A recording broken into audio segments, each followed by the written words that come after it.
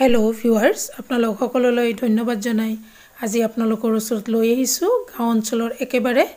এক authentic recipe এয়া জাতিলাও বা বটল গাৰ্ড লিভছৰ আঞ্জা বনাবলৈ লৈছো এই আঞ্জা বহুতে টেস্টি হয় আৰু ই বহুত হেলদিও হয় ইয়াৰ কাৰণে মই প্ৰথমতে শাকখিনি ধুনিয়াকৈ বাছি ইয়াৰ হিৰাবিলাক উলিয়াই লৈ আছো আৰু এনেকৈ মই গুটেখিনি হাক বাছি লৈ লম আপোনালোকে ইতিমধ্যে যি সকলে মোৰ চেনেলটো সাবস্ক্ৰাইব কৰিছে আপোনালোক সকললৈ ধন্যবাদ আৰু যি সকলে নতুনকৈ চাই আছে আপোনালোকে লাইক কমেন্ট শেয়াৰ কৰাৰ লগতে সাবস্ক্ৰাইব কৰি মোক আগবাঢ়ি যোৱাত সহায় কৰিব এয়া মোৰ হাক প্ৰায় বাছা হৈ গৈছে সম্পূৰ্ণকৈ এয়া বাছা হৈ গৈছে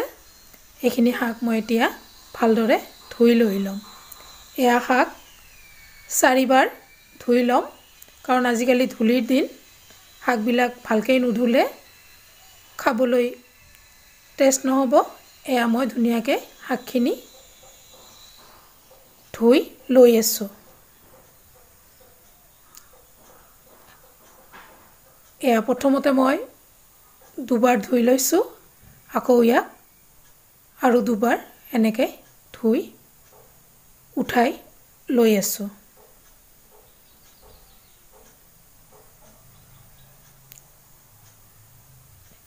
এনেকৈ গুটেখিনি হাক মই ধুনিয়াকৈ ধুই লৈ লৈছো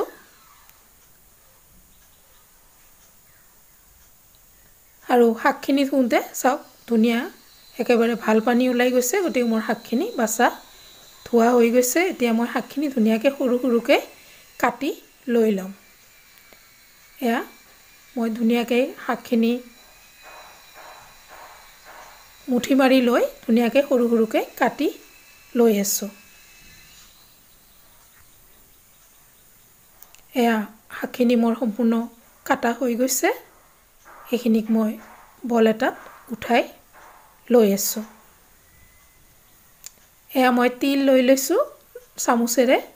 2 চামুচ আৰু আধা চামুচ এইখিনিক মই প্ৰথমতে গুৰি কৰি লম এয়া কেঁচা তিল হয় তিলখিনি ধুনিয়াকৈ গুৰি কৰি লৈ তাতে দিছো কেঁচা জলকীয়া 5টা আৰু 5-6 ফুটামান নহৰু দি পানী দি এয়া পেষ্ট কৰি লৈছো এয়া পেষ্ট হৈ গৈছে এতিয়া মই কেৰাহী এটা বহাই দিছো তাতে তেল দিছো আৰু প্ৰথমতে মই তিল অকমান দি দিছো কাৰণ ভাজা তিলৰ সেন্টটো বৰ ধুনিয়া হয় শুকান জলকীয়া এটা আৰু কেঁচা জ্বলা দি এইখিনি হয় মানে ইয়াতে মই নিমখ হালধি ধনিয়া গুৰি জিৰা গুৰি আৰু শুকান জলকীয়া গুৰি অলপ দি সেইখিনি ভাজা হওঁতে তাতে দি দিছো তিলখিনি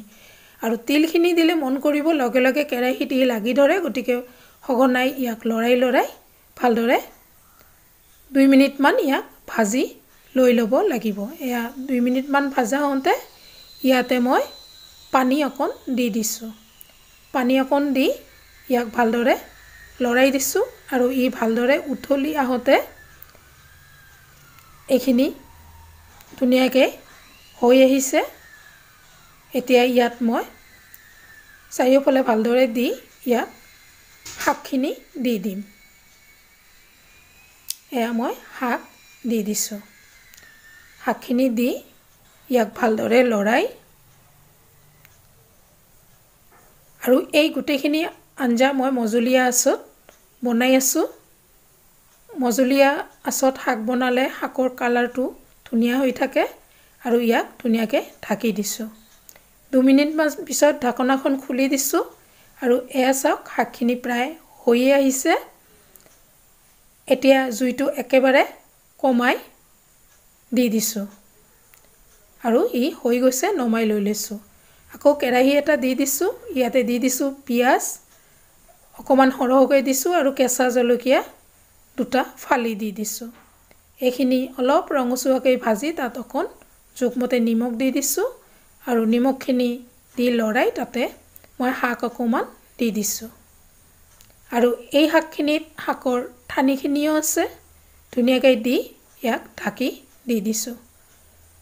3 মিনিট মান পিছত ঢাকনাখন খুলি দিছো আৰু এইখিনি লৰাই দিছো আৰু অলপ চাওক ধুনিয়াকৈ পানী ওলাই আহিছে এই পানীখিনি সম্পূৰ্ণ শুকাই যায় মানে শাকখিনি ধুনীয়াকৈ সিজি যাব আৰু চাওক শাকৰ কালাৰখিনি একেবাৰে গ্ৰীণ হৈয়ে আছে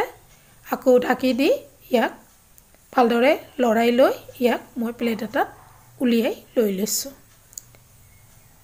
এয়া মোৰ সম্পূৰ্ণ শাক তিলেৰে শাক আৰু